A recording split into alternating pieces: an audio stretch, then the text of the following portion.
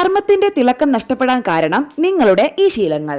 ഉറങ്ങുമ്പോൾ മേക്കപ്പ് നീക്കാതെയും നിങ്ങളുടെ ചർമ്മവും മുഖവും കൃത്യമായി വൃത്തിയാക്കാതെയും ഉറങ്ങാൻ പോകുന്നത് വഴി ചർമ്മസുഷിരങ്ങളിൽ അഴുക്കടിഞ്ഞ് കുരുക്കൾ പ്രത്യക്ഷപ്പെടാനിടയാകും. അമിത സ്ക്രബിംഗ് വീഡിയോ ചർമ്മം സ്ക്രബ് ചെയ്യുന്നത് മൃതകോശങ്ങളെ നീക്കം ചെയ്യാൻ സഹായിക്കുമെങ്കിലും അമിതമായി ചെയ്യുന്നത് വഴി ചർമ്മം വരണ്ടതാകാനും ചുവപ്പ്, തടിപ്പ് എന്നിങ്ങനെ പ്രശ്നങ്ങൾക്കും സാധ്യതയുണ്ട്. മേക്കപ്പ് ചെയ്യാൻ ഉപയോഗിക്കുന്ന ബ്രഷുകൾ വൃത്തിയാക്കാതെ വീണ്ടും ഉപയോഗിക്കുന്നതും ചർമ്മത്തിൽ മുഖക്കുരു, അണുബാധ തുടങ്ങിയ പ്രശ്നങ്ങൾ ഉണ്ടാകുന്നതിലേക്കും നയിക്കും. തൊടുന്നത് നിങ്ങളുടെ കൈകളിൽ അഴുക്കും എണ്ണമയവുമൊക്കെ ഉണ്ടാകാം.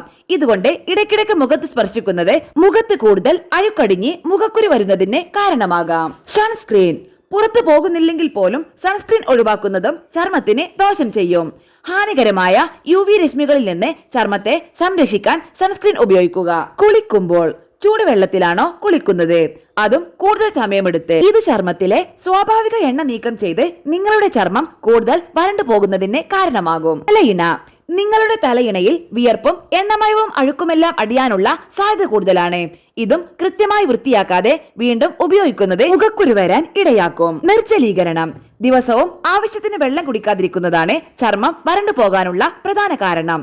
നിർജ്ജലീകരണം ഒഴിവാക്കാൻ ദിവസവും ധാരാളം വെള്ളം കുടിക്കുക.